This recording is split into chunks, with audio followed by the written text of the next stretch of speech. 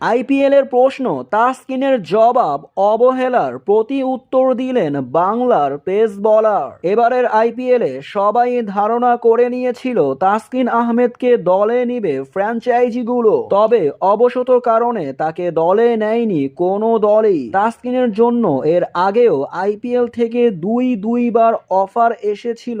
বাংলাদেশের খেলা থাকায় তাসকিনকে অনাপত্তি পত্র দেয়নি বিসিবি। এই পেসারকে এবার আইপিএলে না নিয়ে আফসোস করছে দলগুলো। এর কারণ হচ্ছে বিপিএলে তাসকিন আহমেদের দারুণ পারফরম্যান্স। তাসকিন আহমেদের ধারের কাছেও নেই কোনো বলার। বিপিএলের সর্বোচ্চ উইকেট শিকারী বলার এখন তাসকিন আহমেদ, যেখানে 12 ম্যাচে 25টি উইকেট শিকার করেছেন এই পেস বলার। তাসকিনের এমন পারফরম্যান্স দেখে আফসোসের শেষ নেই আইপিএলের দলগুলোর। কেই বা জানতো তাসকিন আহমেদ বিপিএলে তার এমন রূপ দেখাবে, যেখানে তিনি এক ম্যাচেই নিয়েছিলেন 7টি উইকেট।